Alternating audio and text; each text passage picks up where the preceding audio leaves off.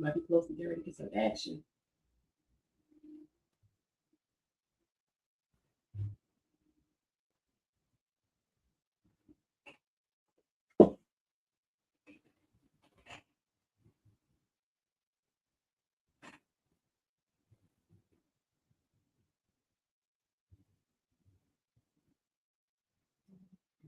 It's popping.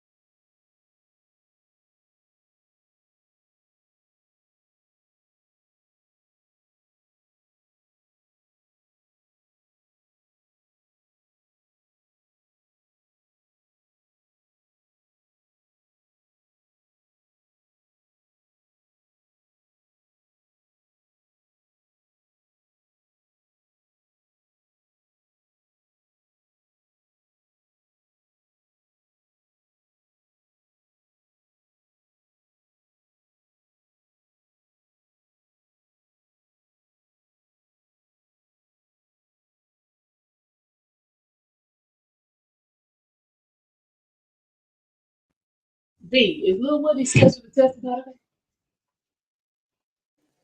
What you said?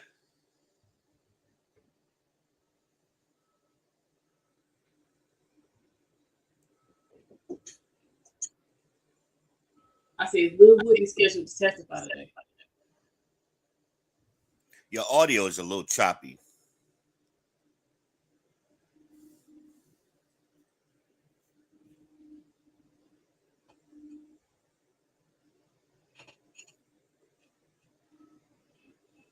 No, I was saying, is Woody scheduled to testify today? No. Nobody's scheduled to testify till Thursday, I think. Unless something changes. So today I think they're gonna do some motions. Originally, I mean, that could Okay. change. And tomorrow they Okay. off tomorrow.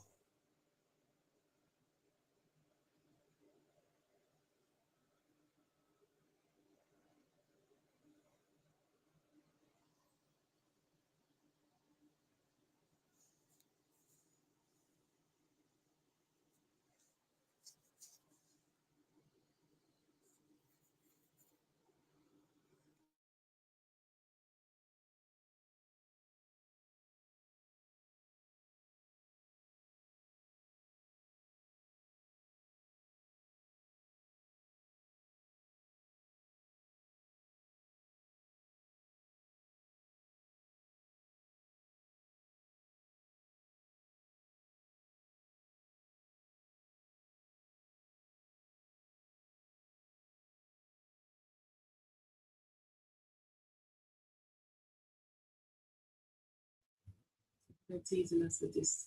Come on.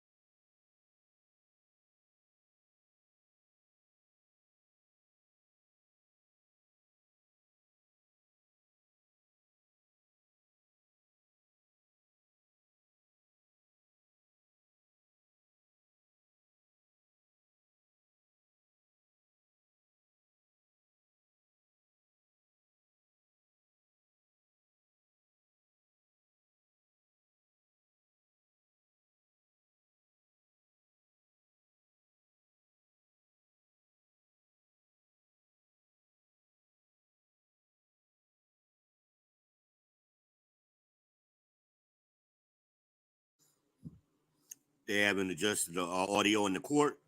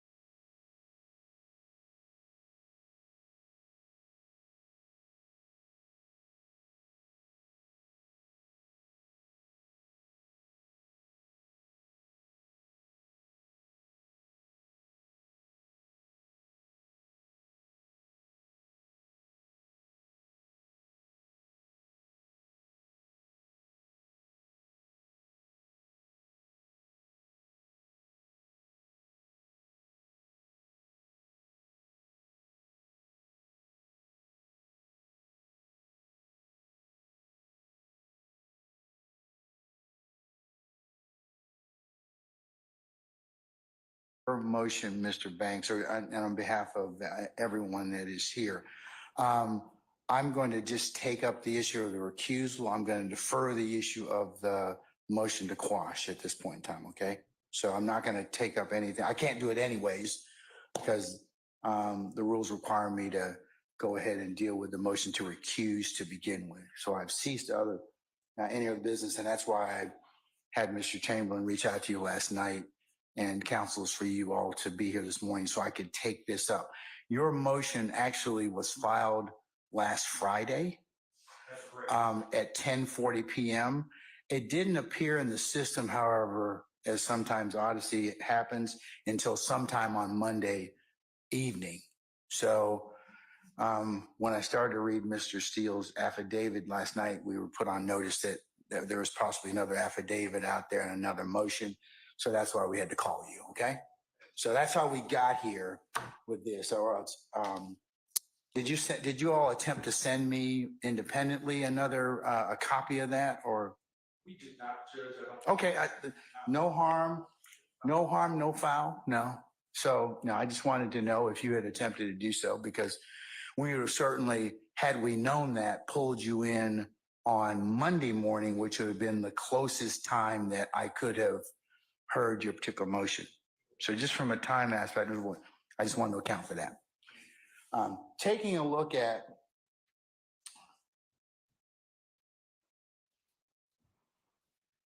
this applies to both motions that have been filed to recuse the court or disqualify the court. Recusal by a Superior Court judge is governed by Uniform Superior Court Rule 25, etc.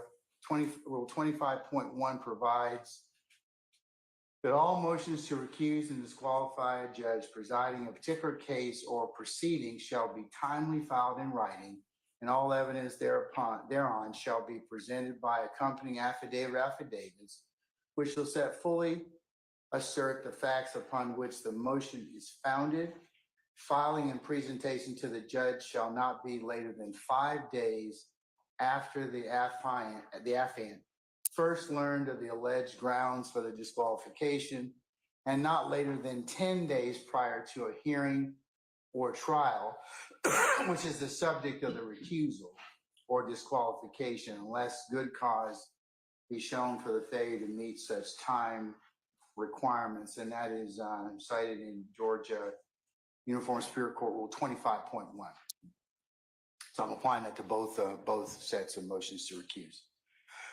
And applying this rule, Georgia courts have held that when a motion to recuse is filed, the trial judge shall immediately one, determine the timeliness of the motion, two, the legal sufficiency of the affidavit, and three, the legal sufficiency of the grounds, and has no power to do anything else, and that is Robinson versus the state, 332 Georgia Appeals at 24241. The three threshold determinations that the trial judge must make in regard to a motion to recuse are whether it's timely filed, whether the affidavit made in support is legally sufficient, and whether some or all the facts set forth in the affidavit are true, recusal would be warranted, and that is Dacker versus the state, 300 Georgia, 74/77, 2016. The judge finds any three of the conditions have been met. No, I'm sorry, take that back, strike that. If the judge finds that all three conditions have been met, he must refer the motion to another judge to hear the motion, but if any one of the conditions is not met, there is no error in denying the motion. And motions to recuse are viewed and considered by the appellate court for abuse of discretion. Accordingly, the court's going to address each one of the factors as it pertains to both Mr. Steele's motion and, for shortness, Mr. Banks' motion. I find both motions were timely filed. I find that Mr. Steele's motion was in fact filed on Monday, this past Monday, which would have been the 17th of June. I find that Mr. Banks' motion on behalf of Ms. Bumpus was timely filed, as it was filed on the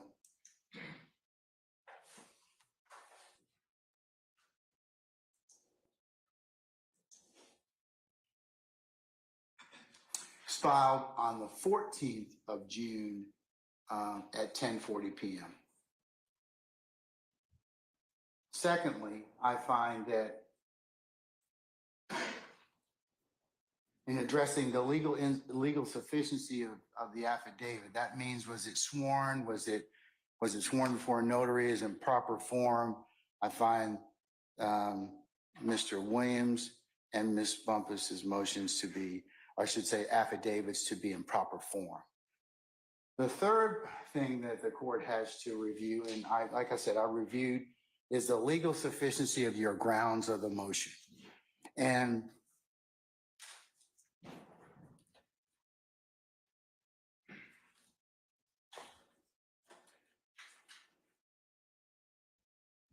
And here's where the court finds that upon a review of Mr. Steele's motion and affidavit, as well as Mr. Banks' motion and affidavit, that both contain assertions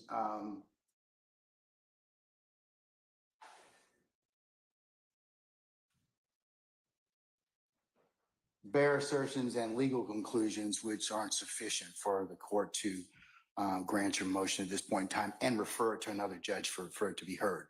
So I'm going to deny the motion at this point in time. I invite you all to look at Baptiste versus the state.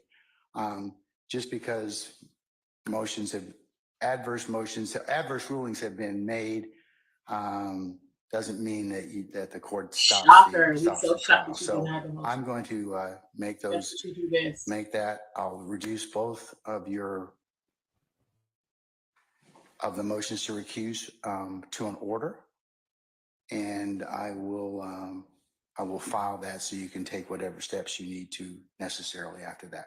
But I don't get into anything about the affidavit itself, argument on that. I just have to read it. Those are the only three things I do. And then if I find it to be not sufficient on its face, I go for it. I just make the ruling at that point in time, let you all take it up. No, I won't grant a motion for a certificate for immediate review. And Okay, sir, so why have you not that's read where it? we are at this point in time. Anything else, Mr. Banks? If I could just briefly be heard, Judge. Sure. Court, please. And I'm not trying to, I understand the court's ruling and we'll proceed as we see fit. I do take issue with the court's characterization about the legal insufficiency of the affidavits. Well, that's why when it was reviewed on appeal, Sure. it can certainly be, I mean, the appellate court will review my ruling for, for abuse of discretion. Certainly Okay. understand that, Judge. And in stating that, Judge, I would just say that one of the issues that is raised in our affidavit, because our motion to recuse is to recuse you from the contempt proceeding, not the underlying criminal case in which Your Honor is presiding. And so we really don't have an issue or standing to even challenge that. And so to the extent that there is a contempt proceeding that is set for the 25th, Your Honor, you are a witness to that proceeding. And so because you were a witness. I don't believe you. I'm not going to get into any argument, but I can't. So that's your assertion at this point in time. And like I said, when that is taken up, I'll consider. I also remember I still need to rule on the issue of the motion to quash. So I may, depending upon what I decide to do at that point in time, other things may be ripe. Okay. Do you want to hear about the motion to quash, or you want to take? No, not yet, sir. I'm going to take up the motion to quash after I finish. We finish the direct of the current witness. Okay. And to other issues that have been raised, as I've told some of the other lawyers here, there is a transcript of what occurred in the ex parte matter. I will, in fact, I'll authorize defense counsel. I'll do a privilege review and see what needs to be disclosed in terms of impeachment and/or Brady. And for that, and I will do that. And then so if that pertains, or if that issue affects you, then certainly that may be something that at the appropriate time you'll be able to have a look at. Well, I appreciate the court's time. We would certainly rely upon our brief and our motion, and that's a part of the record. Okay. All right. But I will reach out. The court will reach out to you on two things. One, the ability to take a look at the ex parte transcript and review it for the appropriate parts that the court will authorize. And then also for the, I'll re-notice you, because I know that it's supposed to be done this Tuesday, but I doubt that we'll probably have it this coming Tuesday. If I just may say, again, Judge, I know I've already said it as it concerns the issue about you being a witness to the proceeding. We don't believe that that's a bare allegation. We believe that would be an established fact at the hearing. We also. But I can't take it. It's not something that I can argue with you at this point in time. And I'm not trying to argue. No, sir. You are an advocate for your client. Sure. That's the only thing I can say, but I'm not going to take up that issue right now. It's part and parcel. You made it part and parcel of the motion to recuse.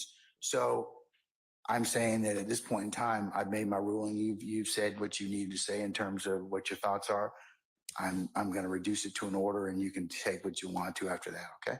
All right. Thank you. All right. Thank you, sir. All right. Mr. Steele, similarly, I'll reduce what I have mentioned to in an order, and you will be able to take it up as you see fit. I'm not going to grant a motion to a certificate of immediate review. Anything else?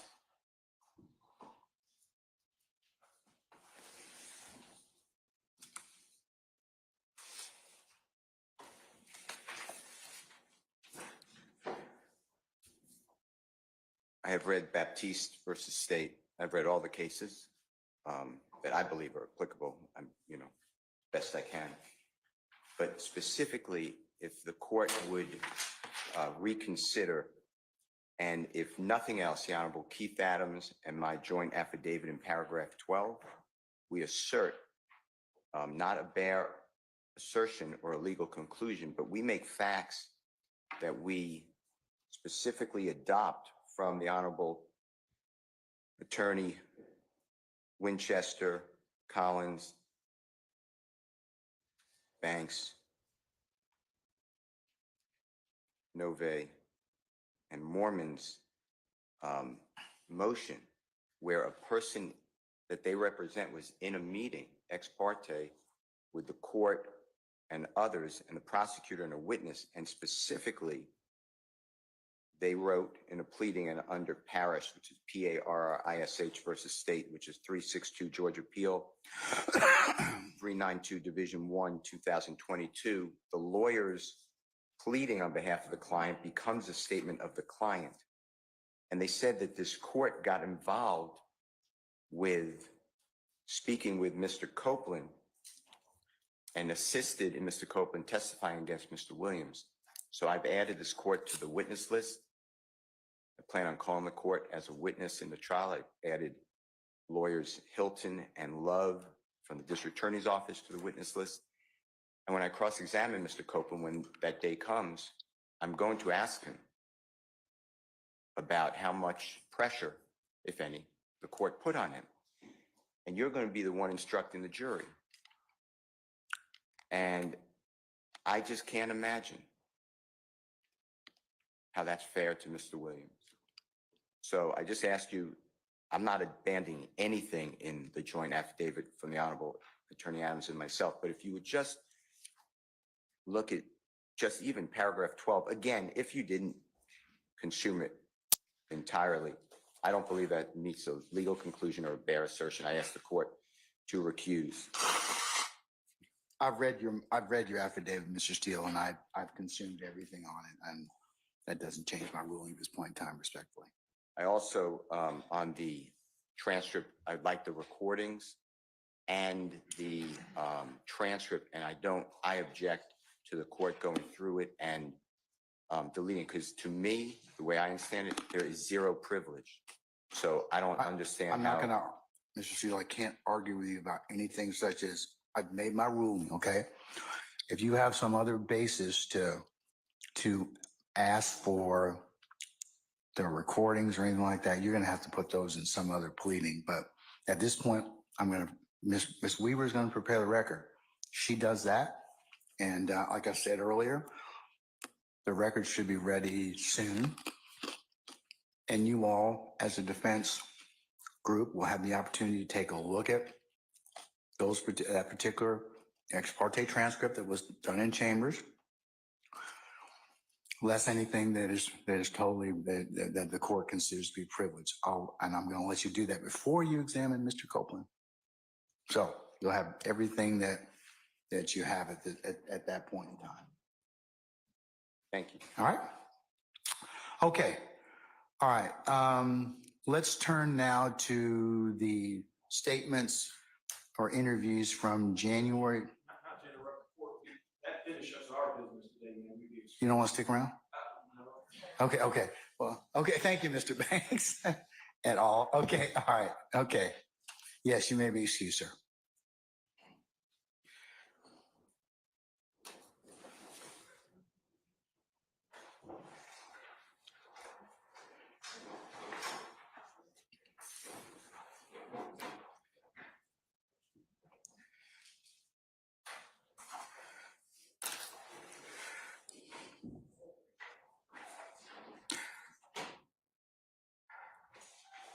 All right, Ms. Hilton and counsels,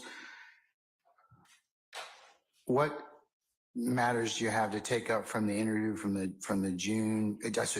the January 28th, 2015 interview? Your Honor, last night we sent over both the February 21st and January 28th redactions. We sent the February 21st one around 7 p.m. and then the January 28th, probably around 11:30. We have not heard from defense counsel yet, so I'm not sure if they've reviewed them and if they have any additions or disagreement. So we were just waiting for defense counsel to let us know their position. Okay. Counsels for defendants, have you identified, since now the state has sent you parts from the 28th January interview that you wish for us to talk about?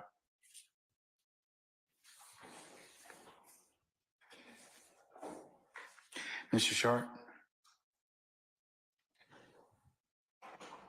Good morning, Your Honor. I have not had a chance to digest their proposed redactions. I'm happy to talk to them about it.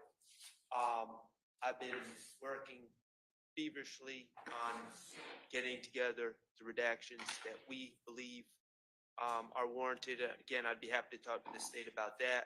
I'd also be happy to go through them one by one with the court. However is favored, but I can't say at this moment that we've cross-referenced the two lists. Okay, all right, so that's what we're supposed to do this morning, though. So, does anybody else have flagged or wish to be heard on the interview for January the 28th? Sure. We're going to cover them independently. Like the January 28th, we'll cover the February 21st, and then we'll cover the June the 10th interview, and then potentially the jail calls. I believe that myself and Attorney Steele may both have lists. I don't know. May have what? Sorry, I'm sorry. Lists, Okay. but we're representing different individuals, so the list may vary a little bit. So you may be getting some suggestions from this chair, some suggestions from that chair, and then some suggestions from the state. I understand. Yeah. Okay.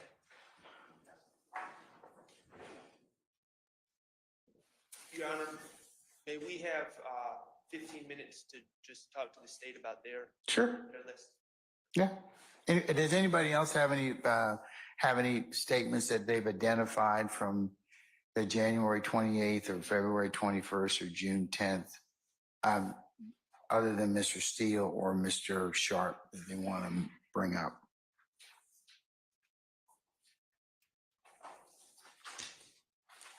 All right. Okay. All right, then I'll give you all 15 minutes and you can come back and we can just begin with the 28th of January interviews, okay? All right.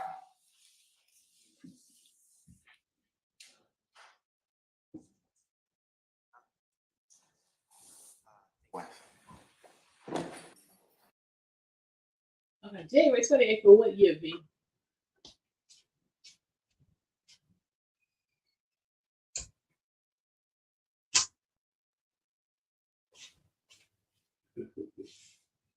Let's see.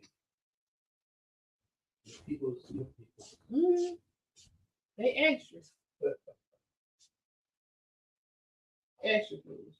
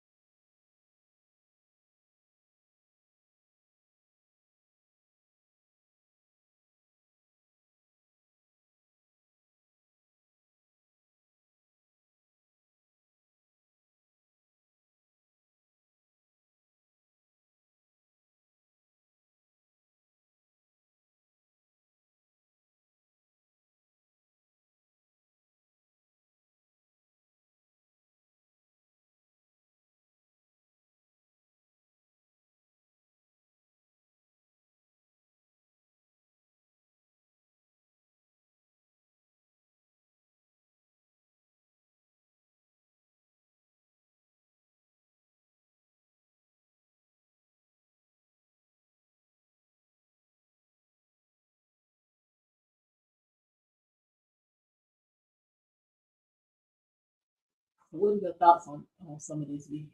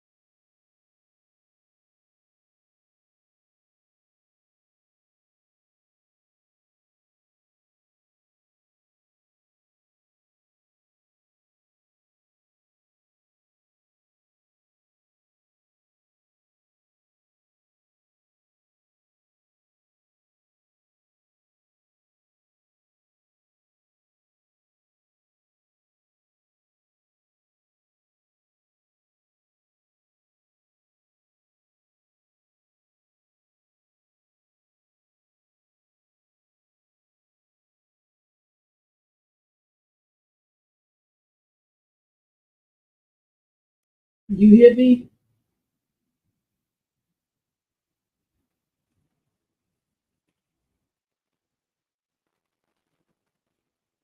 Hanging in, V?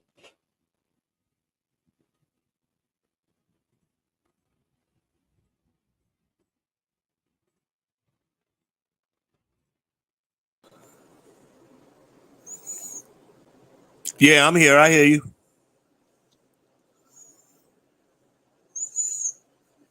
Yeah, I'm here. I hear you.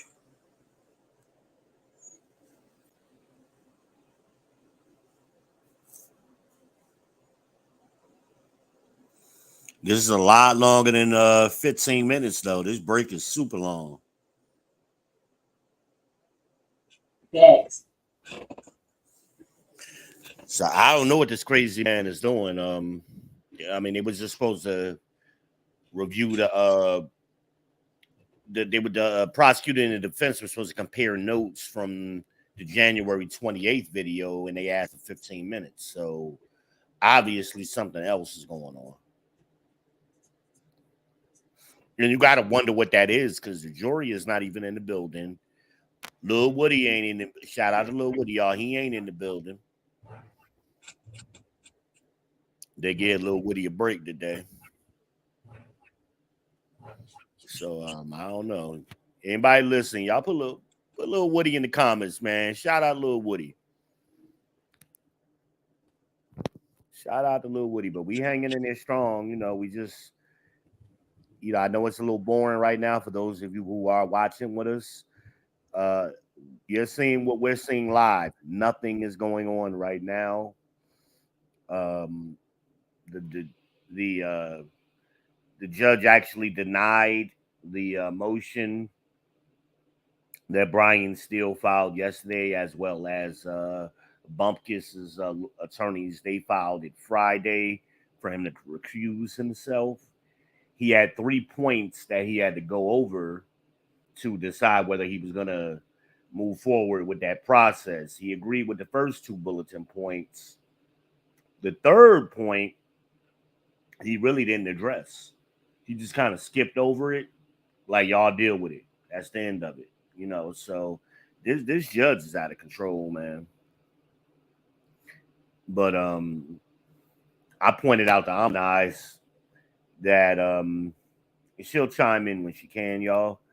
I pointed out to her that, you know, the judge has a service animal behind, you know, back there on the bench with him. I don't know if y'all paid attention to that. So something is going on with this judge on some mental ish. Remember, he was in the military for 30 years, I believe, the Army. He got a service animal. You know, a lot of these guys ain't really rational, and it doesn't come out until they get some pushback. And a guy like him that's been in the military 30 years, he's not used to getting pushback. He's used to having his way. So he getting pushback right now, and that's stressing him, believe it or not. And it's showing. You know, it's showing with some of his decisions.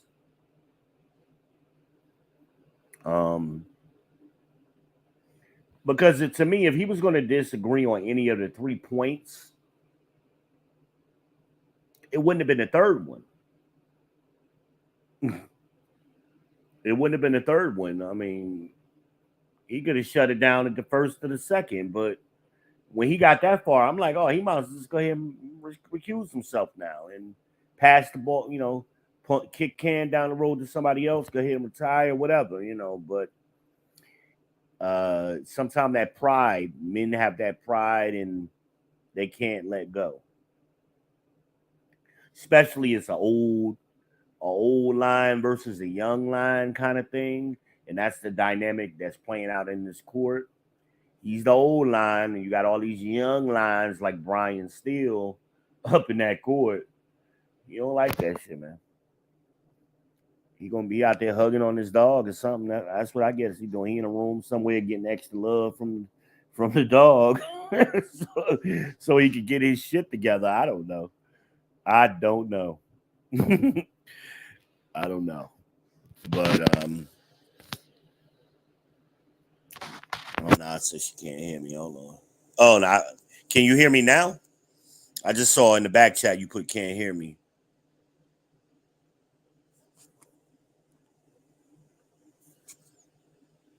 I hope y'all can hear me because I've been running my mouth for a while.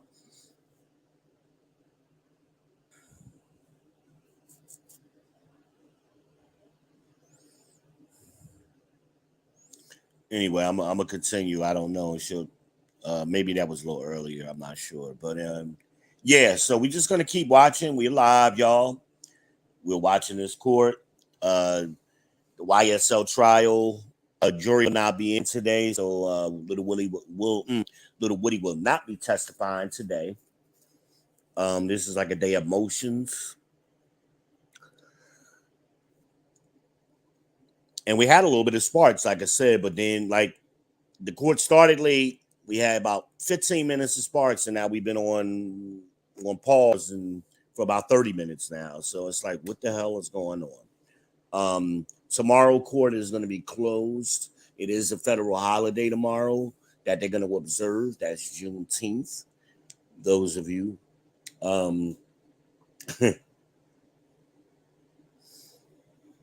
Yeah.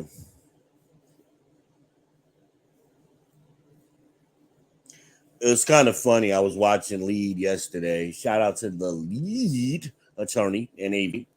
They covering the case as well.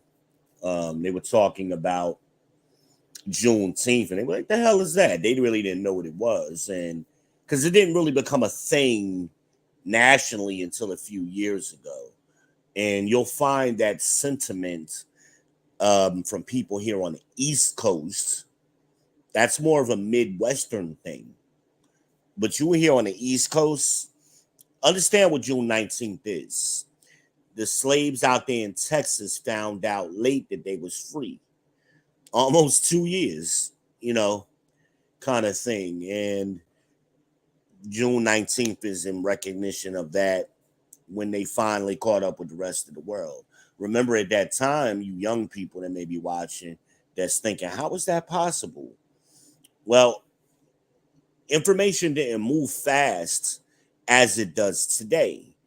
That's a new thing. And I would say in the last 10 to 20 years, that information start moving as fast as it did. I remember there was times when I was a kid, in the 90s, music would come out in New York and New Jersey, and it might take 2 years for that record to make it down south. That's just the way it was. My cousin was a DJ, or is a DJ still. KL, the architect here in the Charlotte area, York, South Carolina, Rock Hill. He's actually the DJ down at the ballpark down in by Bearden Park in Charlotte here. But anyway, he always would hit me up, hey, cuz, send me some music. So I had to go to the record stores and physically mail him some records and put stamps on the package. And, it wasn't like what it is today. Things were a little bit different. That wasn't that long ago. 90s is only 30 years ago. So same thing. I mean, way back when, they get telegrams and the people running the telegram, they weren't happy that slavery ended. So they ain't telling nobody. We just gonna pretend like we don't know. So that news didn't travel. But here on the East Coast, and Lead is from Georgia.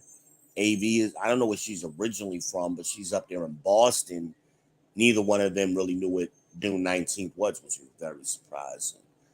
But not surprising at the same time. Not surprising. I know a lot of times, and y'all hear me tell people sometimes in discussion or in an argument or debate, these people are from like the Midwest or Mississippi, Alabama type, New Orleans kind of people, Louisiana. It's a little bit different for them, and I know they think they're the center of the universe and the world revolves around where them and where they are, but we don't. Nobody goes to those states. I'm not going to include Louisiana. Louisiana has New Orleans, and that is a tourist attraction. There is no real tourist attraction in Alabama. There is no real tourist attraction in Mississippi. So most people from the East Coast, if they go to those states, it's because they know somebody in those states. They got family there. Those are drive-through states or flyover states for us. You know, that's not a destination. Hell, we're more likely to go to Texas before we go into Louisiana. I mean, go to Alabama or Mississippi. You know, East Coast is the East Coast. Now they're Southeast. Technically, they get kind of mixed in that region. I don't think it should be, but they are. But East Coast are the states that actually touch the East Coast. You know, and that's where the majority of black folks live in this country, on the East Coast, in the Southeast. You know, I know that's a big pill for some people to swallow, but that's always been that way. That's why most of us have lineage that traces back South Carolina, North Carolina, Georgia, Virginia. That's where we got off the boat. That's where they put us on the auction blocks. So that's where we originate from. You know, the vast majority of us. I'm trying to get y'all a little entertainment while we wait on this judge kicking in.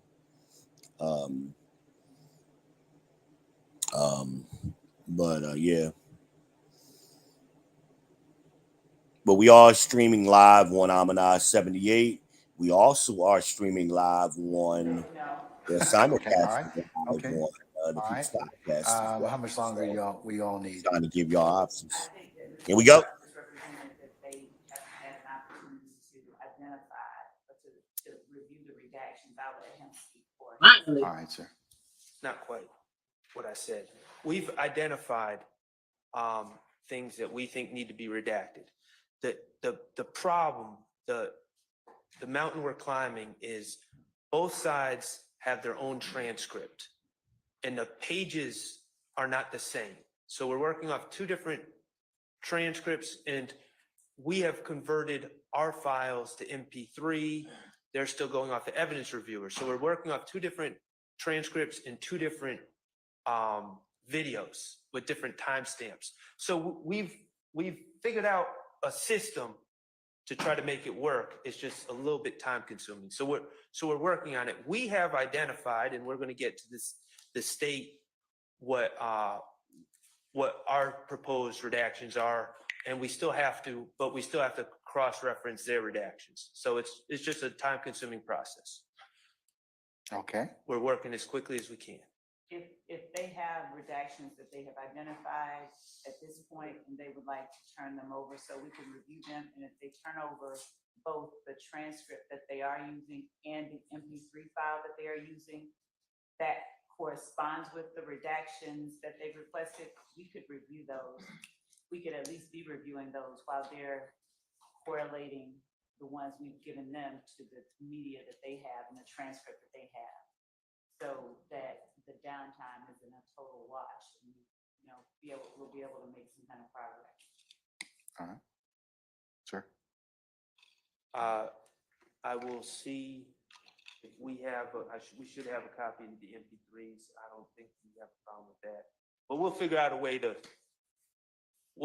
way to get them the information so they can reference their materials so they can see what we're suggesting. Okay. And we can literally listen to it in their media format, however they give it to us, and we can know whether we agree or disagree with it in the format that they have it right now. Okay. So how much longer we all need? Well, we are nearing the end of the January 28th statement. I don't anticipate the February 21st will take us quite as long. I anticipate the June 10th will be very lengthy. So if you're asking to address those two statements, I think that we could be ready in probably 45 minutes to an hour. But regarding June 10th, Okay, well, let's just bifurcate it. As you all told me before, the June 10th one will take the longest, so. But you have identified most of those statements, is that correct? in June 10th, Yes. yes. Okay, all right. And the good news about June 10th is we're actually working on the same transcript on that. Okay, all right. So do you all want me to give you another 45 minutes? Let's say we recess and have come back at 12:45? So we'll be discussing the January, which ones will we be discussing? January 28th and February February 20th. 21st. At a minimum. Okay. Yeah, I'll have to, we'll take up the June 10th one. I had planned on, once we kind of finish those two, we can kind of get an idea what would be an appropriate schedule, okay? Yes, John. All right. That work for everybody else? Okay. All right. All right, we'll see you all back at 12:45, okay? All right, okay. More recess.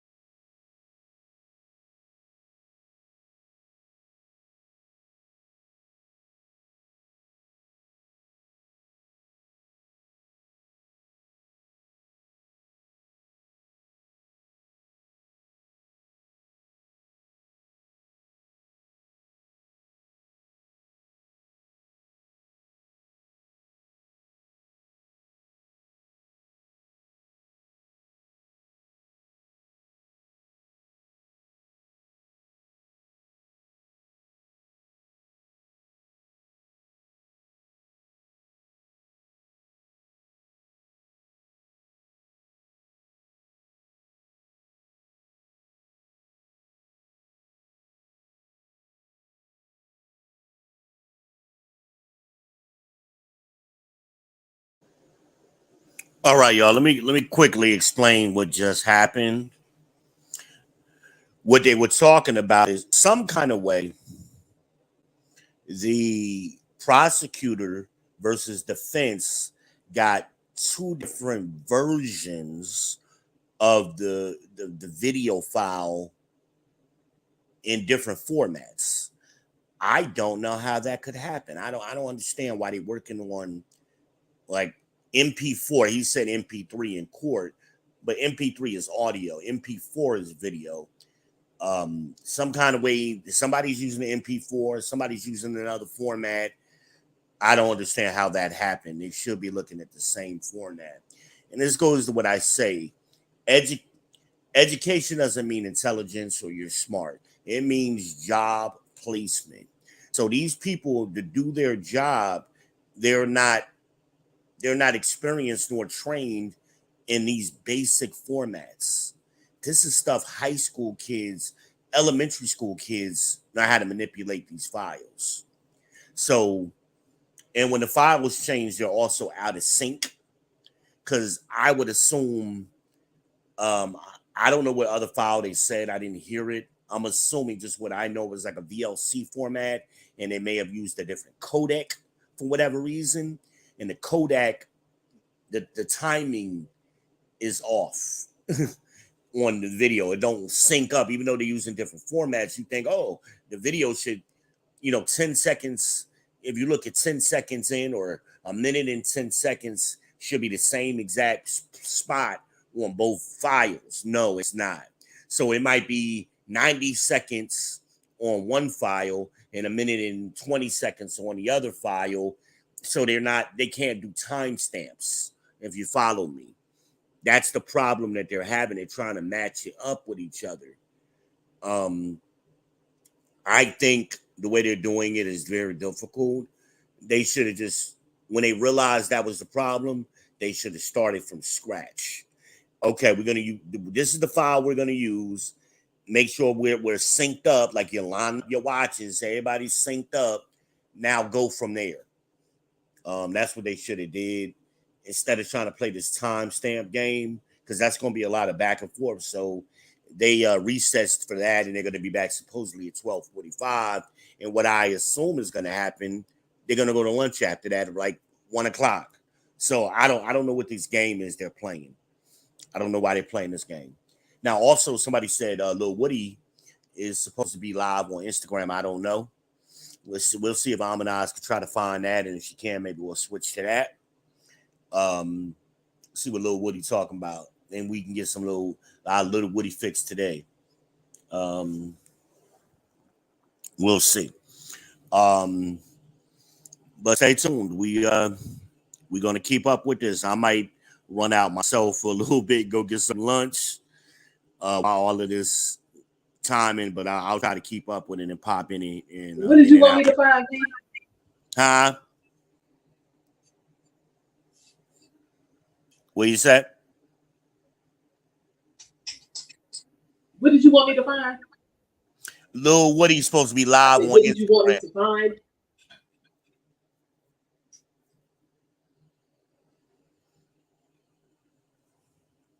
Oh, okay. Let me see. Let me see what I can find.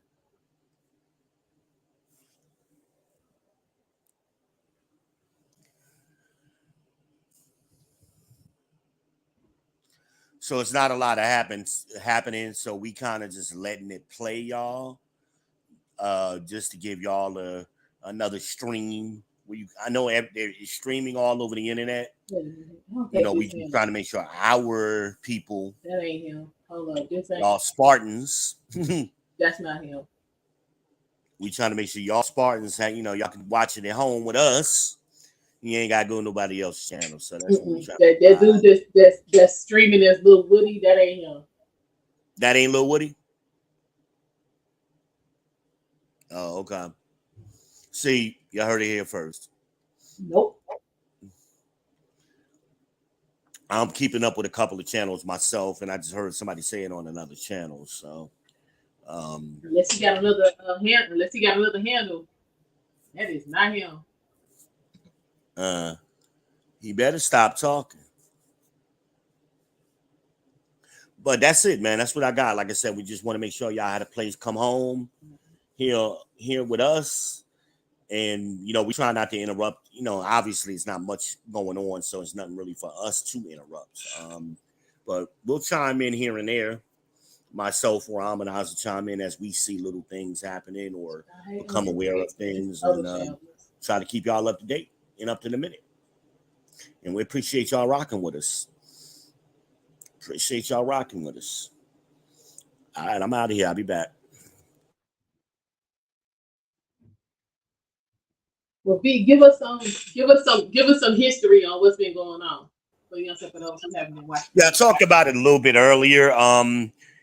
In case y'all just now chiming in, the judge was he was reviewing Brian Steele's motion from yesterday, as well as Bumpkis's.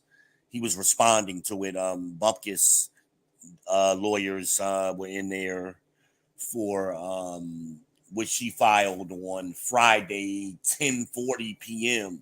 Now, he did give a good explanation why nobody saw it. He says sometimes when you put things into that system late, it doesn't show up until Monday morning. Well, they was in court Monday, so nobody paid attention until after they got out of court. And that's when I became aware of it. So that made sense. I obviously her lawyers was trying to get it in at the last possible. That's just like news cycles. A lot of times where they drop that bombshell, you'll see it happen Friday late. And so that way it gets into the weekend cycle and they get as much traction for it all over the weekend. For example, with Joe Biden with the G7 thing in Italy on Friday as well. That happened Friday when it got released to us.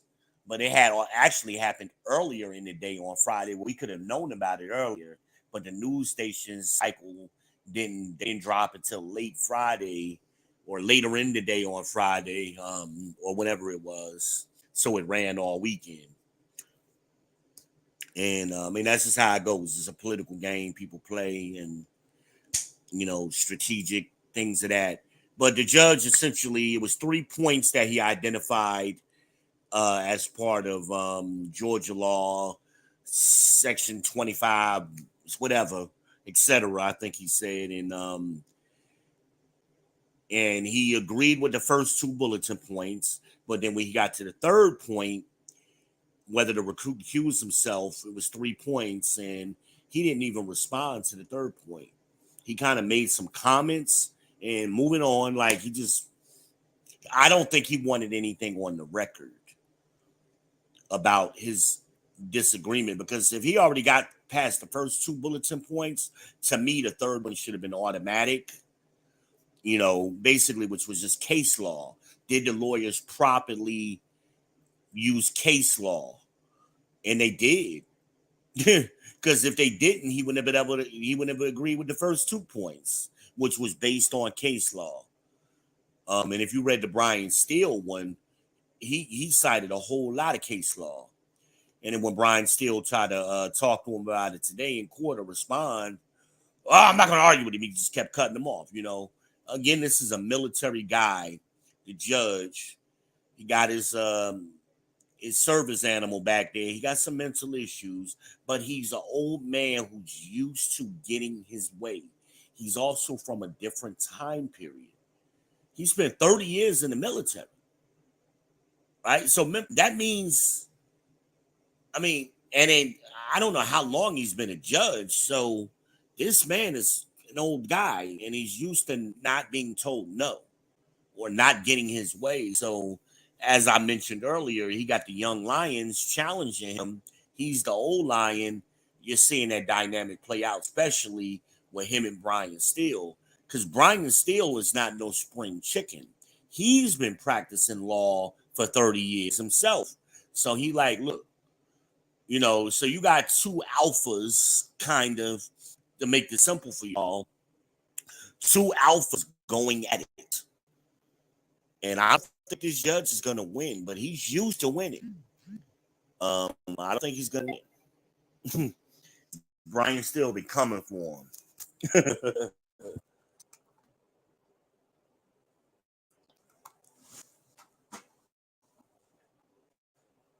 And remember, Brian Steele's lawyer, his lawyer is what's the white lady, Merchant or whatever, from the other case.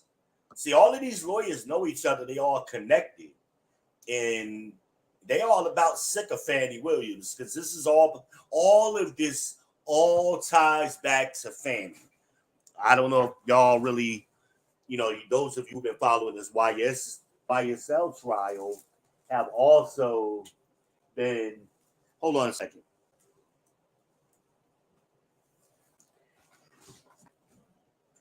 But those of you who have been following this YSL trial have also been following the Donald Trump trial. Both of these are RICO cases. And all of these lawyers, they about sick of Fannie. I'm telling you, they sick of her. Because this is all her mess. This is all her mess.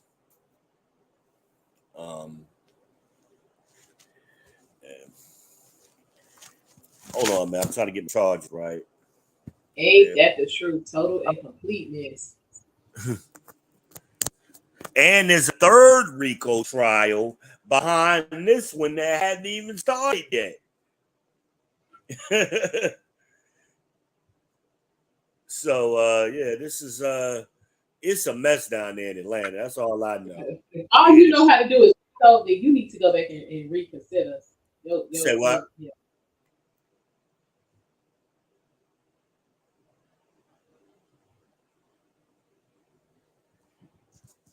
I said, if all you know how to do is bring charges on Rico, then you're not real good at your job. Right, exactly. I mean, power corrupts and absolute power corrupts absolutely. And I think that's what we're witnessing with Fannie. She's essentially she's behaving like a DEI hire. She's somebody the Democrats push through the election cycle. They have their favorites, and she's really like she's not really doing the people. She's not serving the people. She's serving herself.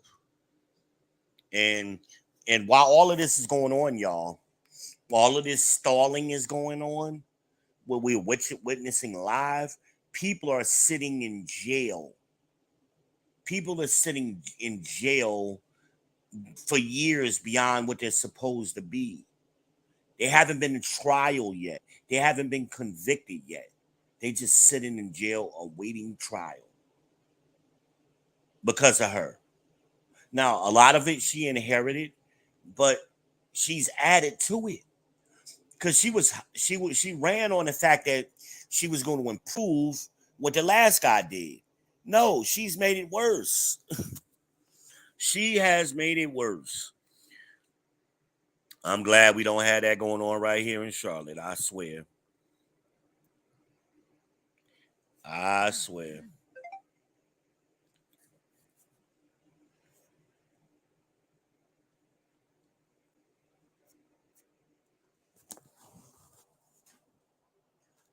Hold on a minute.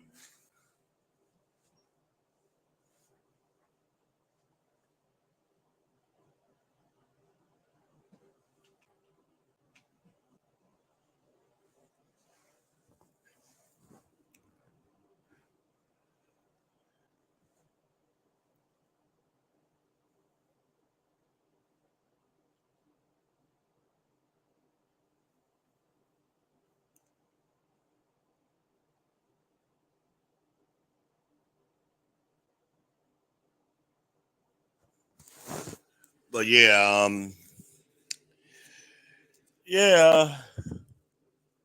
I don't know what else to say. I mean, this is disgusting. The Democrats supposed to be these moral people. They're supposed to be looking out for black folk. All that. That's what we've always been made to believe. And we see it in action now that cameras are being more prevalent in court. And we're seeing how these people really operate. The judge is black. The DA is black. The defendants is black. Honestly,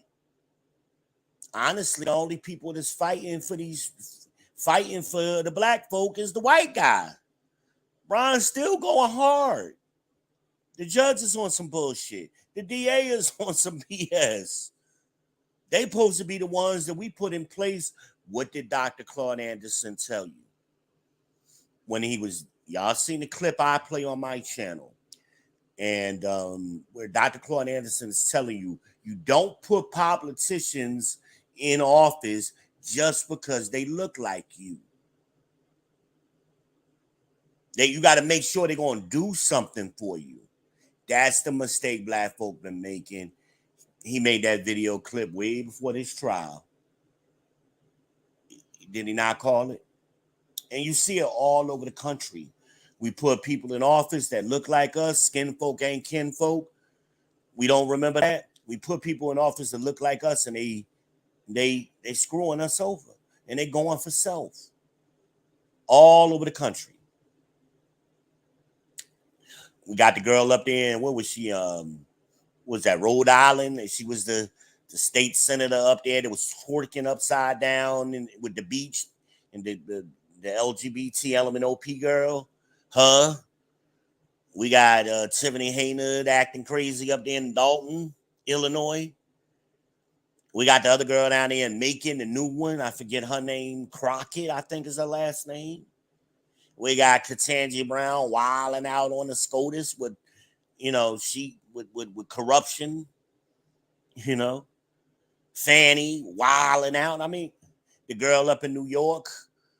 I mean, and the other judge up in New York who wouldn't recuse himself, Mershant, on the other Trump case. Right? I mean, we don't see the empire is falling. We don't see this. But people lying to you, telling you things have improved, specifically during the last 4 years, really. We're seeing things in the last 4 years we've never seen before. Never. And the Democrats are in charge. How do you rationalize that? How do you reconcile that, people? But that's something that you want. We'll talk about it. We're going to talk about it. I'm going to go live later on. I got a couple of topics I want to talk about later. And I'll throw y'all little appetizers when I come back from lunch. What we gonna talk about? But one of them is gonna be and Amanaz is gonna love this. I ain't talked to her about it yet. But maybe we'll broadcast it on both streams later tonight, so everybody can see it.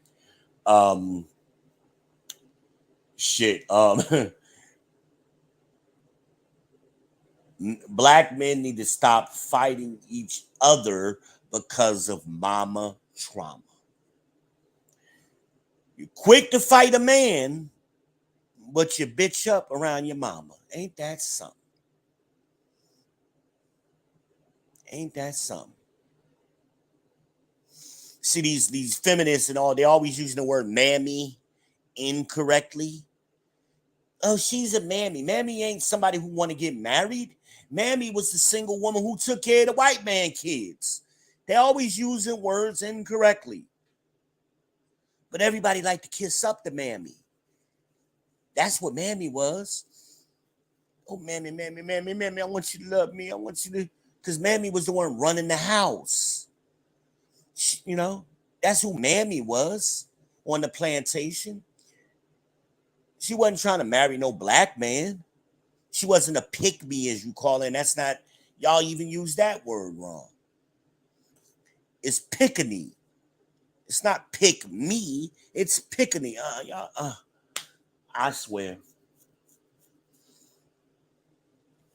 I'd have to get a whole new dictionary for y'all people to translate what y'all mean versus what y'all really saying so y'all can see how stupid it is. I need to publish a whole book, a whole dictionary. How y'all just screw up words. Y'all miss slang up with ebonics. Ebonics and slang ain't the same thing. That ain't what ebonics is. But y'all have totally tore that word up. Ebonics was a teaching strategy for teachers who weren't familiar with black people per se, and to help a particular demographic of people get their SAT scores up. So, for example, black people don't typically use the word sofa. We use the word couch. Whereas the teachers didn't understand, why we weren't getting that. So that was the ebonics. That was part of ebonics, to understand how to speak the language that they were speaking. Couch versus sofa kind of thing. A car versus a whip,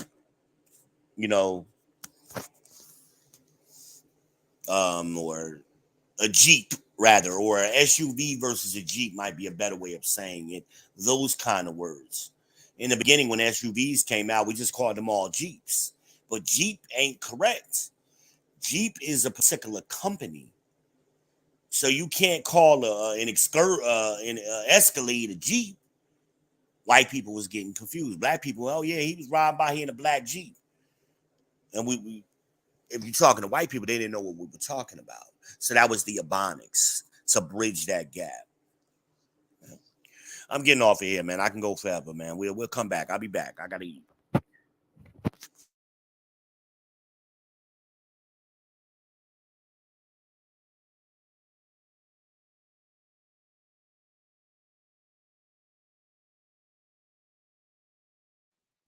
right, guys. Yeah, we'll be back. What do you say? 12:45.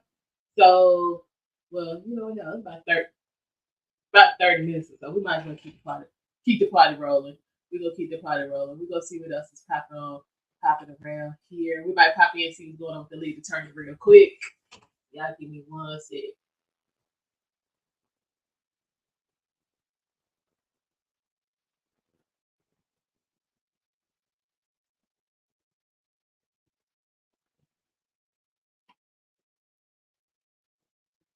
Mhm.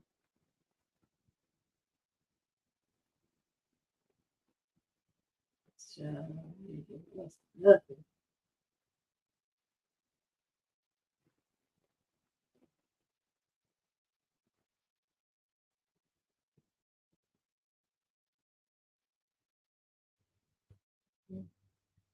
We be talking so they don't be fine. So let's see what's happening.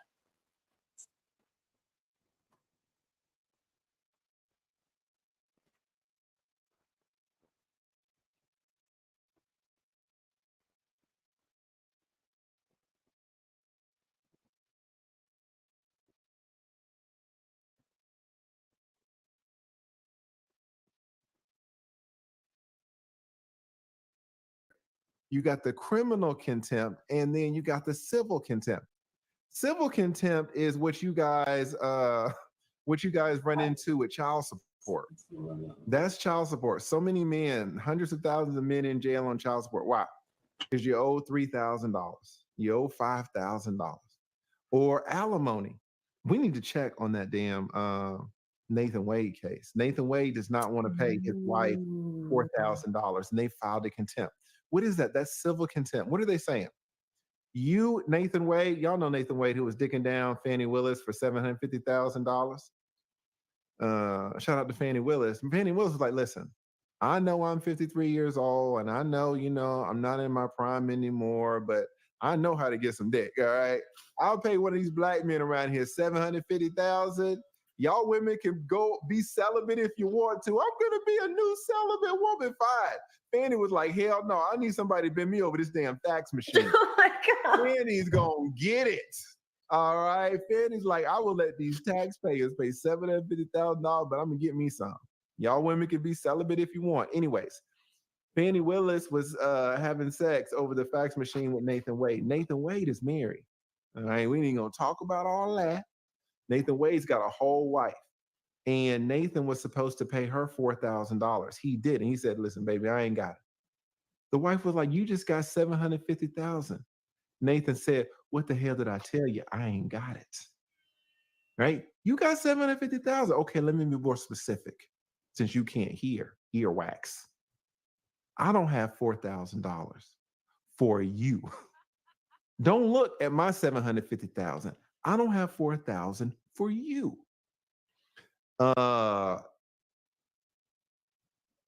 Nathan's wife is represented by Andrea. So Andrea filed a civil contempt. What does Andrea want? Now, she wants a lot of stuff, but she wants the $4,000. What does she anticipate the judge is going to do?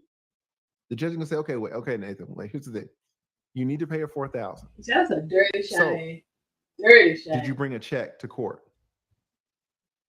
I didn't bring a check. You didn't bring a check? I didn't bring a check. Okay. But you owe her $4,000. I do owe her $4,000. But you didn't bring a check to court? Did you bring cash? I didn't bring cash. Okay. So you don't have any funds to pay her right now. I don't have any funds, Judge. Okay. All right. Here's what I'm going to do.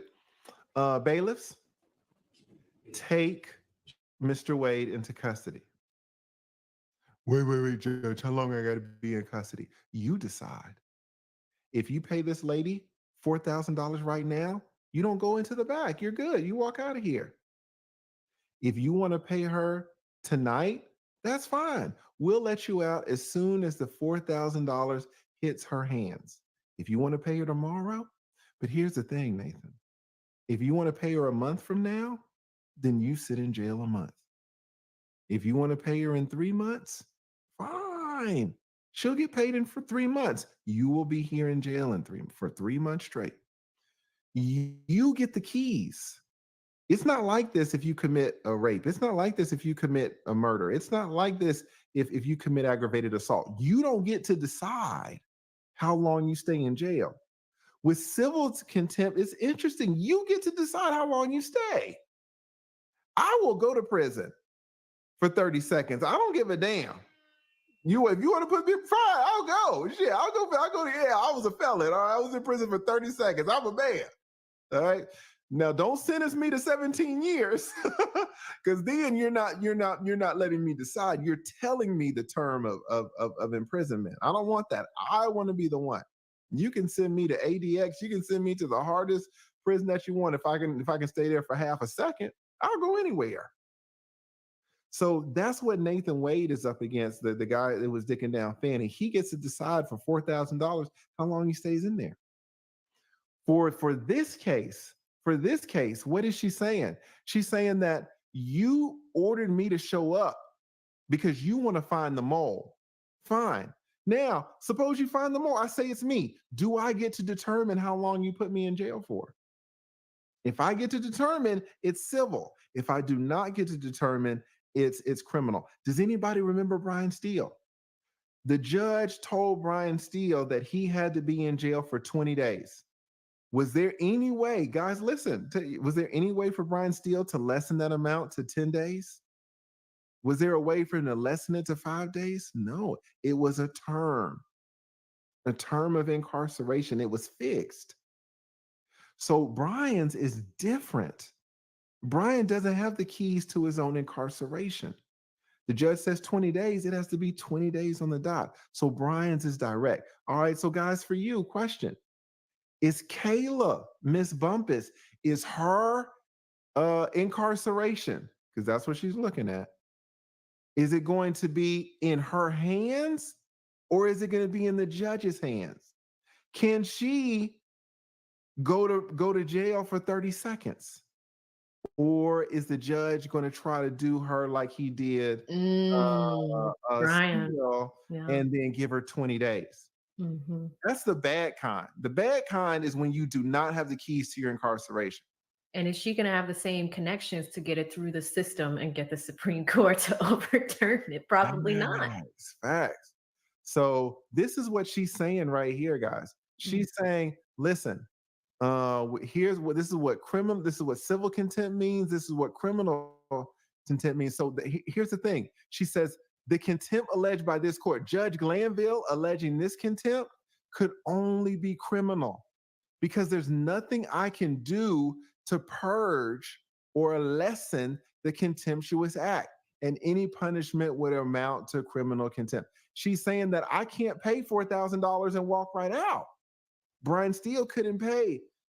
Well, that's where the judge fucked it up a little bit, because the judge wanted him to, well, listen now, the judge called it criminal, but this is where the judge got confused. So y'all are seeing the chief judge get confused, because initially the judge wanted to lock Brian Steele up until what? Until he gave a name. So the judge said, Brian, ¿por qué todo esto? Why are you making a show? Just tell me who the name is and you don't even go to jail. Tell me now, you don't go to jail. And Brian wouldn't tell. Fine, listen, Brian. And the judge said this specifically. Once you get back there, if you tell me the name tonight, you get released tonight. In that situation, the judge was trying to give him the keys. The judge was like, listen, call me on my phone. You tell one of the workers down there at the jail, have them call me on my phone. I will get you out tonight. You don't have to do 10 days, 20 days. You don't have to do any of that shit. Just tell me who the name is. Once it became clear that Brian would never tell, and the judge on the record said it was criminal, fine. The judge was locked in, and he could no longer force Brian to tell the name. He could no longer give Brian the keys to the court. So it went from civil to criminal.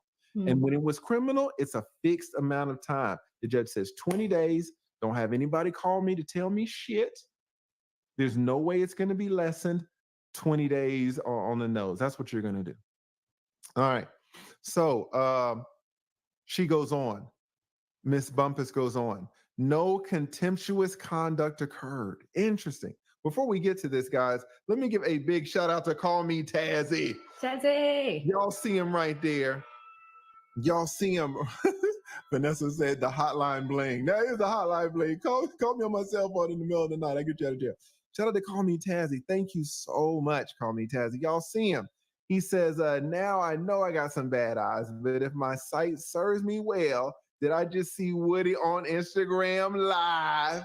Oh, yeah. The lead was about to get held in contempt for witness tampering. Because Yeah. I wanted to hear all about that secret meeting. I was going to go to jail for you guys. That would have been some content. Somebody write Call Me Tazzy. We got a new co-sponsor here.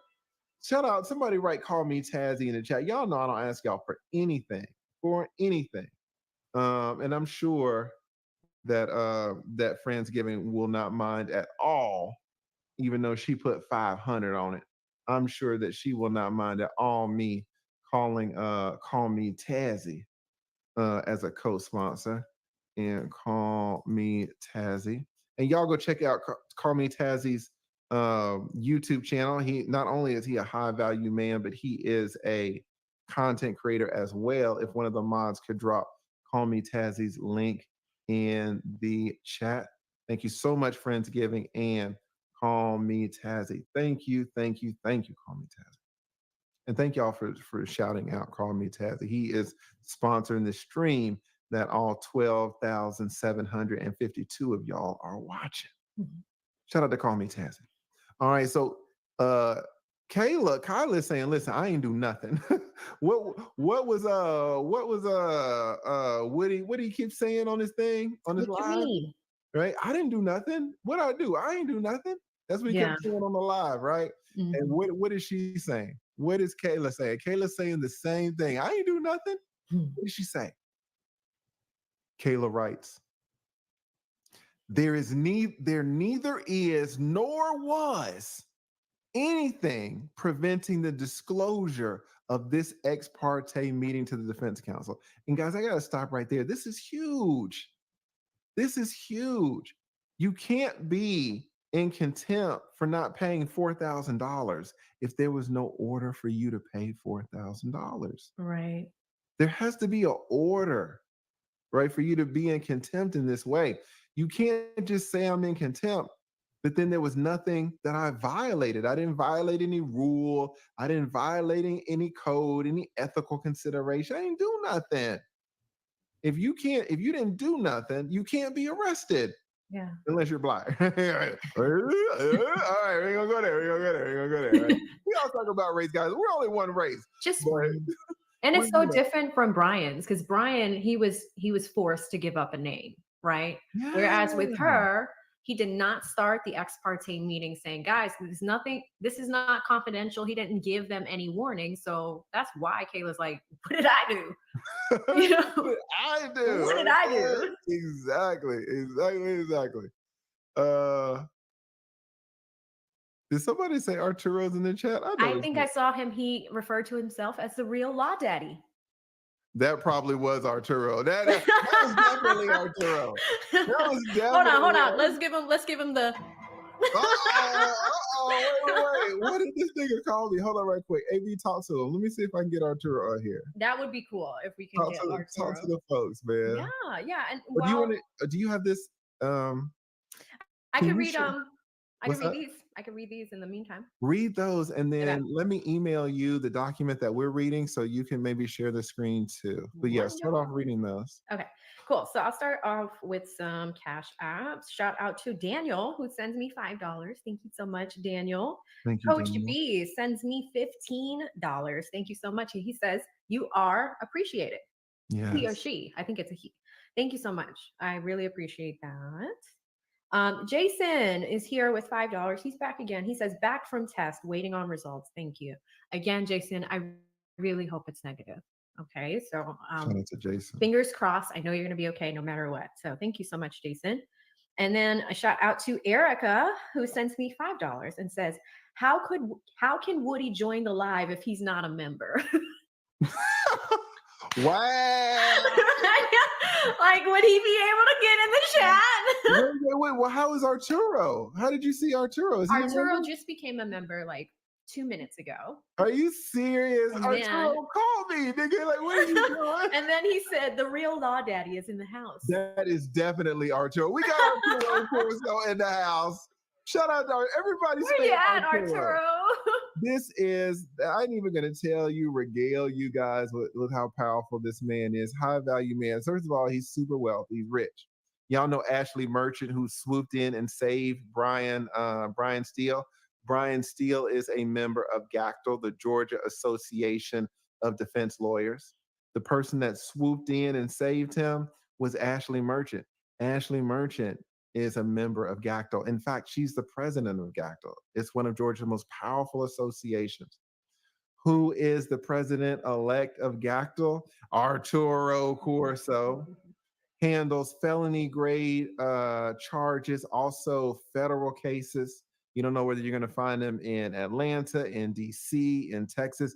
He is also down so many times in Mexico representing the cartel members that are doing what cartel members do and have been or in the process or fighting against extradition to the United States. Arturo is a man's man. However, saying that, he's super sensitive, really fights hard as hell for minorities, fights hard as hell for the downtrodden. Him himself being from Colombia, he takes that very seriously. He is a warrior. He handles so many cases, even though he's one of the highest, most expensive criminal defense attorneys in the state.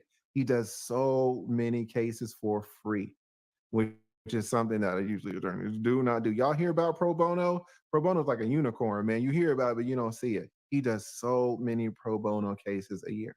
So Arturo Corso is the absolute man. He is my best friend. He is my law partner for so long, and just an excellent attorney. So shout out to Arturo. Did you read the Cash Apps? I did. Okay, I sent up the Let me see if I can. Well, yeah, go ahead. I'm gonna text him, but I don't know if you can. Before pull you it up do on that, your- hold Mhm. on. Let me see. He just dropped you something. Where is he at with it? Bam! Oh, I got some cartel money. Oh, I got some narco money. Oh my God! You just got hit by the law daddy with the Oh, C yeah. note. I got some cartel money. El Chapo. Thank you so much. Again, Arturo, my best friend, law partner for so many years, and just a brother to me, an absolute brother. I'm guessing because he's in the chat, he can't come up. I'm gonna drop the link for him if he can come up. He probably can't, but I'm gonna drop the link for him if he can. Guys, this link is only for Arturo. But thank you. And Arturo, if you will do something for me, if you're listening, if you can put the GACTL, fundraising thing, I'll find the it. fundraising link, that way we can pin it to the top. So for the link, and there are 12,000 people in here. I had to get on Arturo a little bit, man, because it's like GACTL is so powerful and does so many things, but they need money. But what's the problem with GACTL? It's run by attorneys. It's not run by marketing people. It's run by old school attorneys who are kick ass. Ashley Merchant, Brian Steele, Arturo Corso. These are the freedom fighters. They ain't got time to be thinking about, I need to post something on TikTok. I need a YouTube channel. Consequently, what? GACTL does not get the funding that it absolutely deserves. I just found the link for that, for the donate, because he's saying go to the donate page. I just See, posted that's that. the problem right there. Yeah. There are 12,000 people in the chat. And I tell Arturo to send me the link. And what does he say? No, tell the 12,000 people to go and find it. This is the problem. They don't understand. I love Arturo. They do not understand. There's 12,000 people in here. And Arturo's talking about, just tell them to go and find it. You need to remove barriers of friction, Arturo. Make it easy for them to send you $5. Make it easy. All right. So this is my brother right here. We got him in the house. Let me bring him up. We got Arturo. There he is. Just waking up from the damn beach. We got my brother in here. My brother is telling y'all, if y'all want to send money Go click on 30 buttons. Click on 30 buttons to come and send it. All right. Arturo, can you hear me, brother? I'm getting an echo like 30 seconds behind. You're 30 seconds. Well, all right. Close out the YouTube and just watch us on the stream. How about Close that? it. Can you hear us better now? Yeah, man. All right, now he's working. Now he's working. Listen, we got Arturo Corso in the house, guys. And I'm telling you again, this is one of the premier concierge service criminal defense attorneys in the state. One of the You need to stop that. You're making me Listen. blush. He's like, oh, don't keep bragging on me. Tell me a little bit more. Tell me a little bit more. I'm the law daddy, right? You know, and I'll be honest, all of the best criminal defense attorneys got a little bit of ego because they're kick ass and they've been kicking ass for so many years. And so who you guys are looking at, my best friend, my law partner for so long, and my brother, again, he is the president-elect of GACTL. Can you tell us a little bit about what GACTL is and why it's so important? First of all, the two of you guys look so great today. I'm embarrassed to be showing up like this, but I couldn't let you go on. Listen, First of all, and let me just say this too, guys. What criminal defense attorneys do is it's a carrot and a stick. All right. The stick, of course, is taking these prosecutors to trial. But all trials involve risk, especially when they're felony grade, especially when they're Fed cases. What you would like to do is achieve the best result for your client, regardless of if it's a trial or if it's some type of agreement. And so when you're starting off, typically with these prosecutors, you know, you want to get on their good side. You catch more flies with honey than vinegar. So y'all saw a little flash right there of the schmoozing, you know, that is just innate and excellent criminal defense attorney. Oh, you guys look so good. all about the relationships. Yes. Relationships. Arturo taught me that way 25 back. years. Yes. Arturo's been practicing maybe 10 years longer than me. And so he put me on game on so many things, especially with these criminal cases. Because guys, I'm not a criminal guy. I've represented people, but usually almost always it's like misdemeanor stuff. If it's higher stuff, then they all go Arturo. But there'd be times when Arturo would be like, hey, Lee, go on and take this case and put some money in your pocket. I'm like, I'm going to take this case. Arturo would be like, listen, I'll just do it. I'll tell you what to say. Go on and get your money, pimp. Right? I ain't going to tell you how great a brother Arturo is. He's like one of the #1 criminal defense attorneys in the state, just an expert. But he, you know, when he says, you know, all this whole thing is about relationships, the relationships that you have with prosecutors, really sometimes the relationship that you can establish with the jury members, the relationship that you have with these judges. We're seeing now Judge Glanville and, you know, how his relationship with And the Brian cops. Steele. Don't forget the cops. Don't forget the cops. Because that's the first line out in the field. You don't know how many times I've gotten, it sounds bad to say it this way, but gotten away from a traffic stop just because you know how to talk to cops. Maybe they recognize you, treat them with respect. It's a good life lesson, but yes, sometimes we get more flies with honey than with vinegar. In fact, one of the reasons I look like this today is I was on a Zoom with Judge Deal in Hall County trying to get somebody a bond, who's been in jail for a week. And when the judge stepped off the bench, I just turned on my camera and my mic and I hollered out to the prosecutor and I said, hey, prosecutor, how about giving me a bond on this case? She turned around, she's like, oh, hey, yeah, I'd be happy to consent to a bond. She filled it up. She writes it up. She hands it up to the judge, signs for me. I'm back at the beach. I don't even like the beach, but I like getting stuff done for my clients like that with honey, with the honey. Yes. Speaking of honey, AV, you looking Here so we fresh. go. They Today. can't turn it off. They cannot turn this shit I off. can feel that heat. I'm 500 miles away. I can feel it. Listen, Hot. these it's in them, and this is why Arturo is just so amazing. Like, you know, most attorneys, 98% of attorneys, we are all looking to get out. We're all looking for a way to retire, just to get away. And Arturo is one of the special golden 2% that want to be in. They never want to be out. They love the fight. They love pursuing justice, even though it's so hard, so aggravating. What we're seeing in this case with Judge Glanville, you guys have no idea how many, I don't want to say corrupt judges, but judges that are making ill-advised and wrong decisions that Arturo has fought against for so many decades. Most people are like, I don't want to do that shit. But that's why Arturo is so special, because he just loves the fight. Arturo, did you know that you have a troll in our chat? Is there a troll? Was it Arturo's like me, man. We don't really know what's going Hold on. on, Who's I'm- the troll? Probably the girl I'm supposed to be with. Instead Oh of my, no, forced it's vacation. here we go, right? Shout out to Arturo's Burberry collar. I don't know if you can see that. Mucho gusto todo, getting dry clean currently. Arturo, this is special when you have your own troll. I have the best trolls on all of the YouTube community. And I was, that me and you go to the same private tailor. And, I'll just let the tailor do anything. But you're like, no, you design your own shit. And they saw that Burberry collar that you had on the last time. And somebody took a photo of it. And now your Burberry collar has its own presence here on the channel. That So doesn't thank you so sound like much. a troll. That sounds like a fan. It is.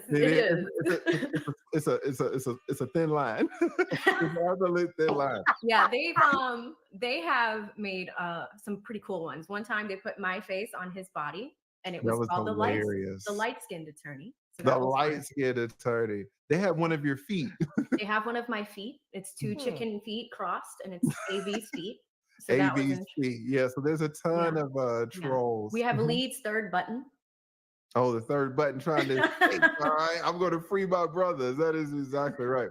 So Arturo, again, because I absolutely want to get back to this, because the GACTO organization does not get the credit that it deserves. Can you tell us a little bit about GACTO and why it's so important? Yeah, so thank you for bringing that up. And you were so right when you say we're a bunch of lawyers and we are not very good at social media or self-promotion. But I can tell you that GACTL, which is the Georgia Association of Criminal Defense Lawyers, we are 1,500 Georgia defense lawyers all across the state who get together and collaborate. We're just like a big firm, a big partnership. So we have a listserv where we can talk about cases, we can educate. We have several arms of our organization. One of them is the Georgia Criminal Defense Lawyers Educational Foundation. And through that 501c3 charitable organization, we run 3 scholarship type programs. And the most exciting one by far is what we call the Bill Daniels program.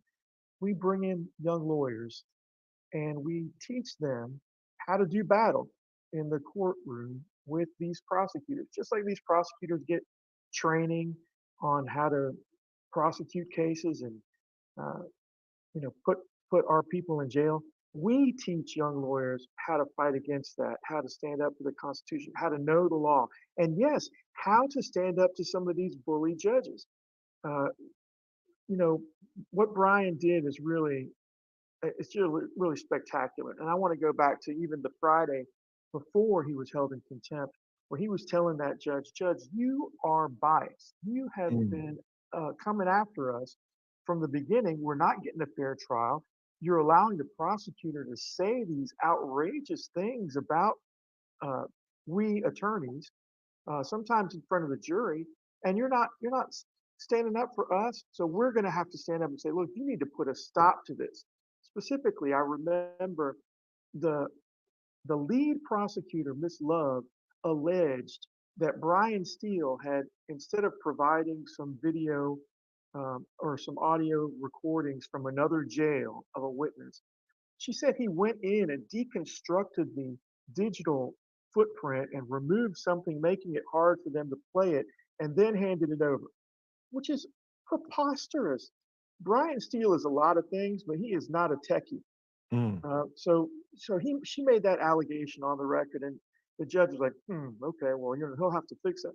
Finally, Brian stood up and said, what the hell is going on here? He said, I used to love coming to court. This was his church. But now he doesn't even want to come to court anymore because he's being treated so badly in the courtroom by the prosecutor, by the judge, and it all spilling over to his client. And that means that Young Thug is not getting a fair trial. Finally, today, you're going to see some press coming out soon, if it hasn't already, that Brian has filed a formal motion to recuse Judge Glanville. That means to take him off the case for being biased in the case. Mm, interesting. This is so crazy. You know, when Brian Steele was attempting, or when the Judge Glanville, more correctly stated, was attempting to incarcerate Brian Steele, you know, the Gactel stepped in and through Ashley Merchant, and there was something being mentioned about the strike force, the Yeah, strike that force strike arm force. of Gactel. Can you tell us what the strike force is and how that played into Brian Steele not going to jail indefinitely until he released the name? We have 30 highly skilled defense attorneys on call 24 hours a day, 7 days a week, 365 days a year to respond to any crisis from one of our members. So, of those 1,500 statewide members, if anybody's in court and is being threatened with contempt by a judge, they can pick up the phone, push a button, and we'll have 1, 2, 5, 10, 30 lawyers there in minutes. And we've got them all over the state ready to respond. So you're never alone. When you're a Gactel member, it's like you carry those 1,500 lawyers around with you in your pocket, just right there on your shoulder. So when you're representing a client and suddenly the hot light of attention shines on you and you're headed for cuffs and that steel door on the side of the courtroom, Gactel is standing by to swoop in, just like Ashley did, just like Alex Susor did, standing next to Ashley. And man, they got results. I mean, Yes. you've been reporting on it all last week and this week. The way that Ashley was able to come in there and just kind of put a stop to things, take judge to school and say, you know, actually, you don't know the difference between civil and criminal contempt. You don't know the difference between direct and indirect contempt. Let me tell you how this works. And then within 48 hours after that, we were getting the Georgia Supreme Court to step in and say, you will not put Brian Steele in jail. We're going to grant him a supersedious bond, going to give him an appeal. We're going to have a hearing. That's what Gactel's strike force can do.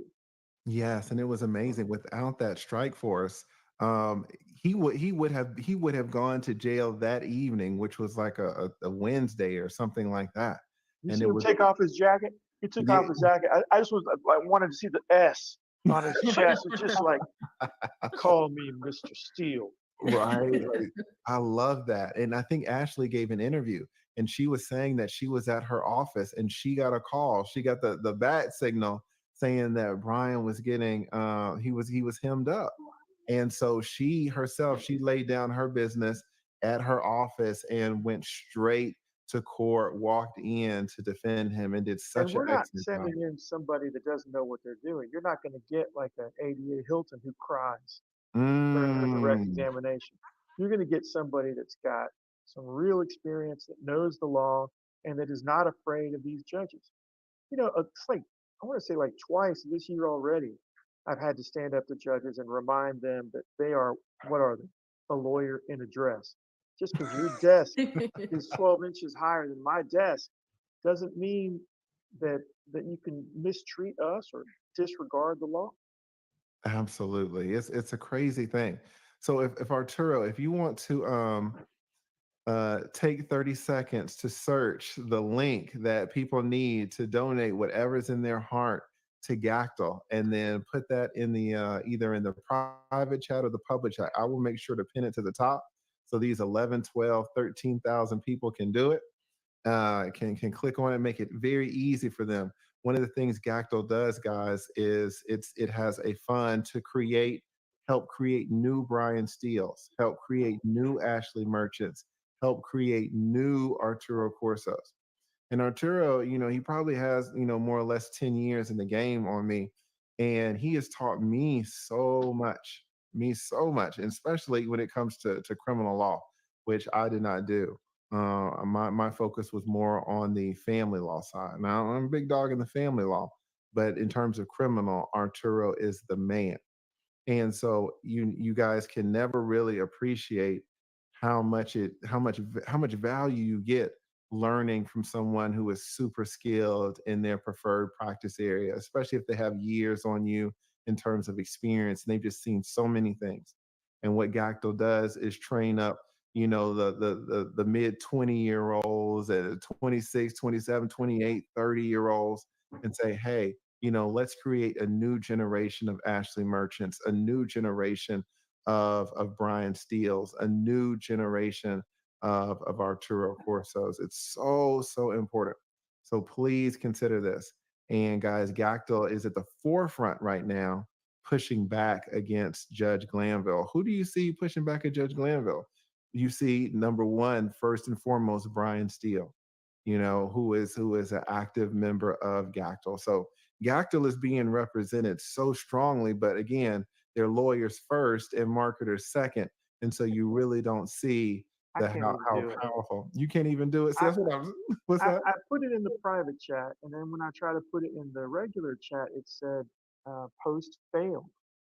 Yeah, I think that's because that could be a YouTube thing. They don't really want you putting links there. So I'm glad you put it in the private chat. So I will put it in the public chat. And then AV, I sent you I emailed you the what are we talking about? The Kalis thing. If you want to review that, we are reviewing. And Arturo, Brian got ordered to be incarcerated because he would not release the name of Kayla Bumpkus, who was Little Woody's attorney, and Kayla has come out and filed a motion to quash and also a motion to recuse Judge Glanville because Judge Glanville specifically ordered her to show cause as to why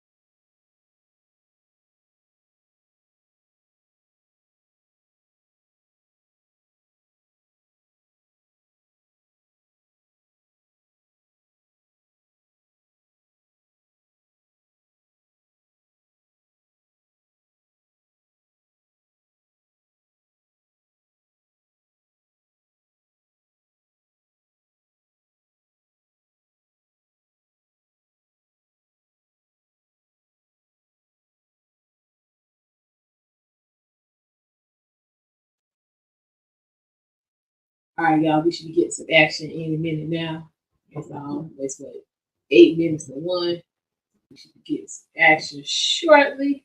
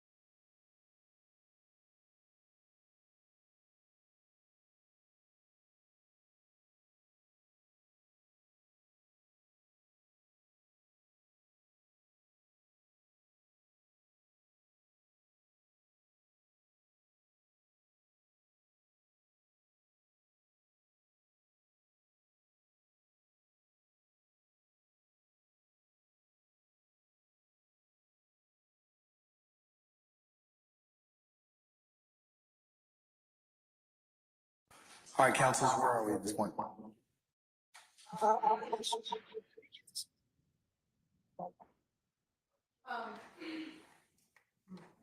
Honor, we just received defense counsel's redactions.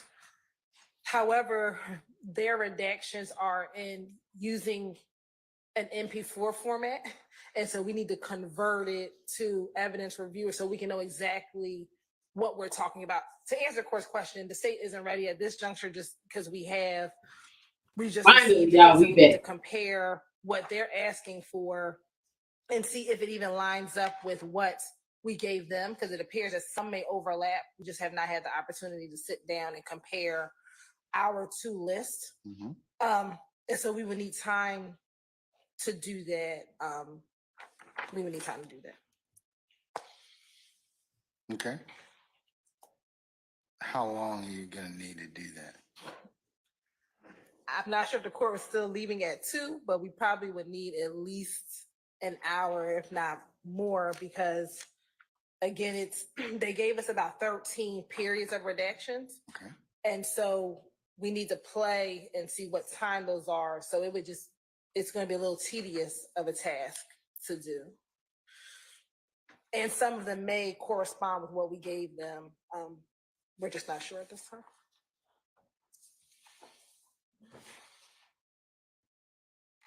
All right.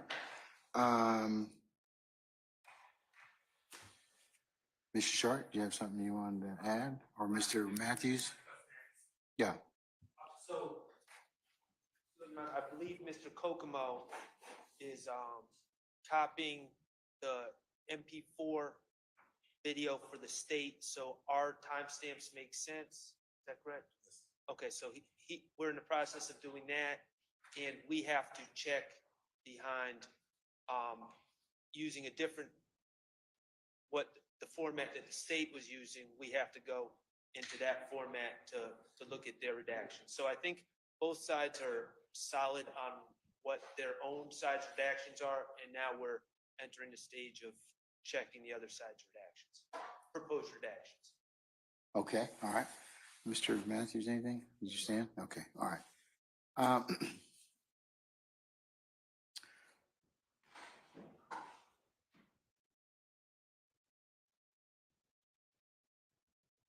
All right, all right, well, you all can continue to work. I'll check back with you all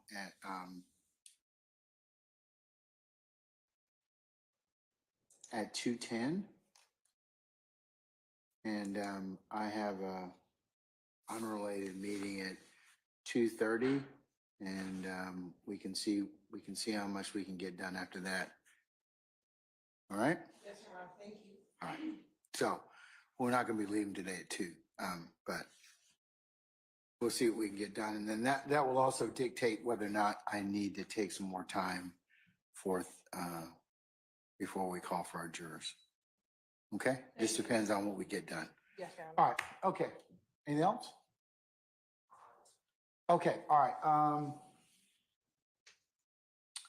All right, we're in recess until 2:10. So 2:10, I'll check with you all at that point in time.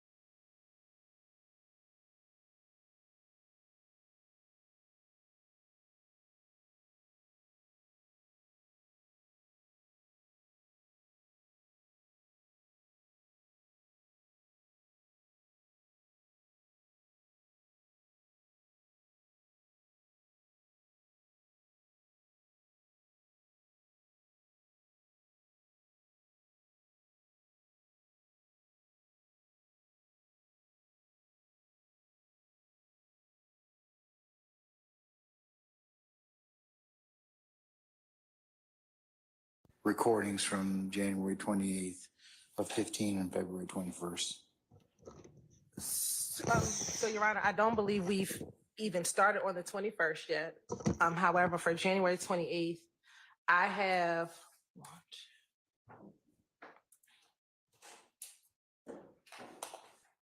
6 more redactions to confirm, and I believe Mr. Shar says he has 9 more.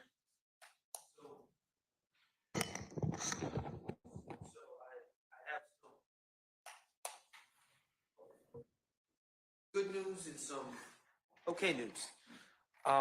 The okay news is we're not quite done. We're on 11. We finished 11 out of the 17, reviewing 11 out of the 17 states' proposed redactions. I can say in the state, 1 we're okay with, 2 we're okay with, 3 we're okay with, 4 we disagree and we're okay with, except we believe 722.35 to 724.01 should stay in.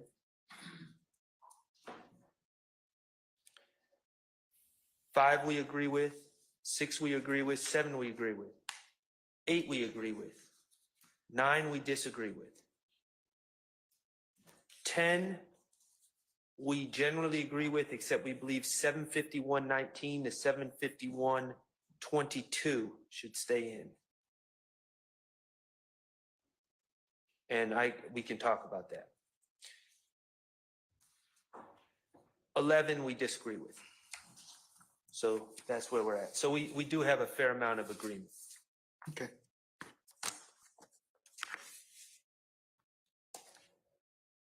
All right. I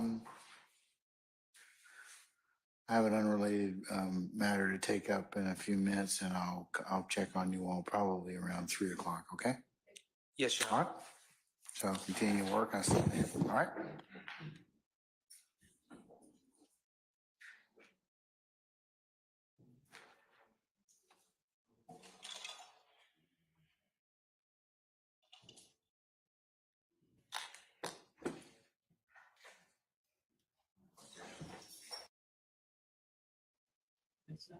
I think we might be getting some action. Hold on, let's see.